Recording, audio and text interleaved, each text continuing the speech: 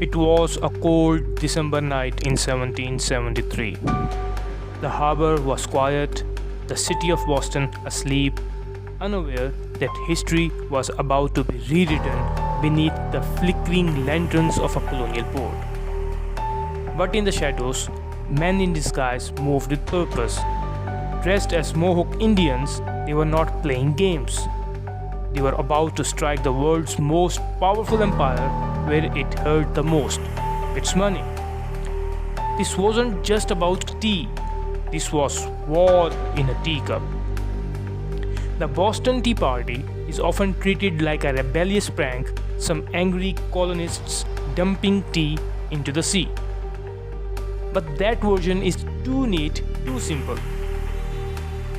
The truth is, this act was calculated, symbolic, and far more dangerous than it looks on paper.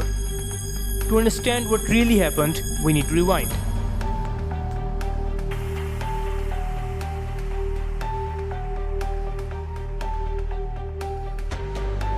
By the 1770s, British Empire was bloated and bleeding after the 7 Years' War. To recoup costs, they turned to the colonies, especially the 13 in North America, as a source of revenue.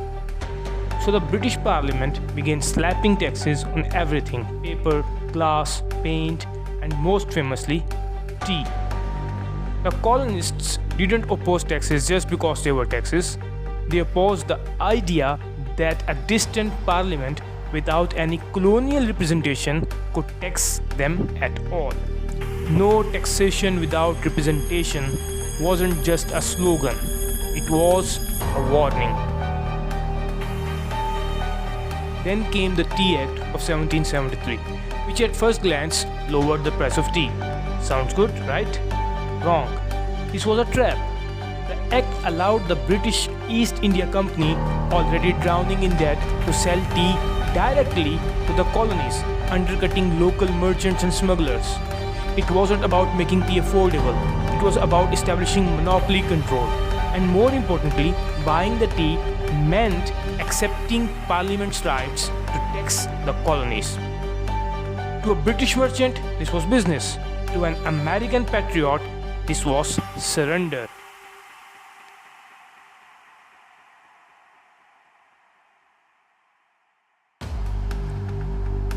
As British ships arrived in Boston Harbor loaded with tea, tensions erupted. The people didn't just protest, they resisted strategically.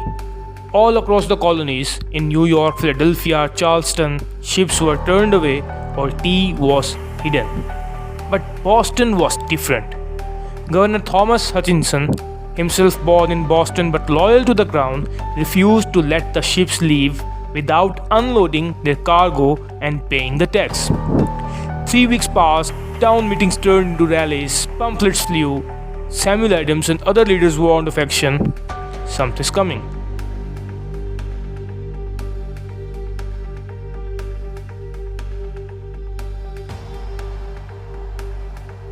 Then, on the night of December 16th around 7 pm, a group of about 60 men disguised as Mohawk warriors marched to Griffin's Wharf. Their goal? Destroy every chest of tea aboard the Dartmouth, Eleanor, and Beaver, without harming a single crew member or piece of property. It wasn't chaos, it was disciplined rebellion.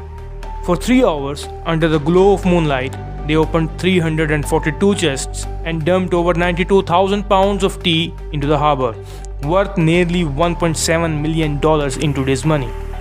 Witnesses say the harbor smelled like a giant teapot for days. But the rebels, they melted into the night.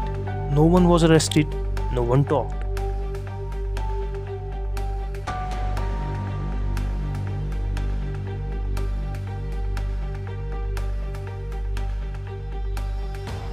When the news reached London, the reaction was swift and brutal. The British government passed the coercive acts called the Intolerable Acts by colonists. They closed Boston's port, crippled the local economy, abolished self-government, and sent British troops to enforce the new order. But instead of crushing rebellion, this crackdown united the colonies. Even those who had been hesitant, like Virginia and Pennsylvania, now stood with Massachusetts. The Boston Tea Party was no longer a local protest, it was a rallying cry for revolution.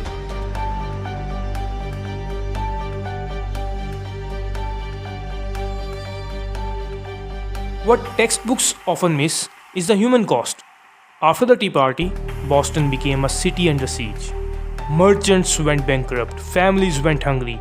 The port closure was an economic chokehold, yet Bostonians stood firm. Other colonies sent supplies and money to keep them afloat. A spirit of intercolonial unity was born, one that would form the backbone of the Continental Congress just a year later.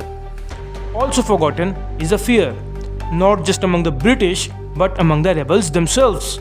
They had crossed a line. This wasn't protest anymore, this was revolution. They knew there would be consequences, they just didn't care.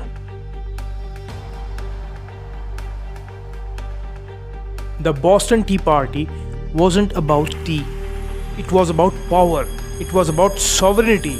It was a message to a distant empire: we are not your subjects, we are equals, and we will not be taxed into silence. That night in 1773 didn't just stain the harbor with tea, it stained the ground with defiance. And that defiance would ignite a revolution that changed the world. So next time you sip your cup of tea, remember the night when ordinary people challenged an empire and changed history forever. If you enjoyed this video, don't forget to like, subscribe, and hit the bell icon. Stay tuned for more stories that bring history to life.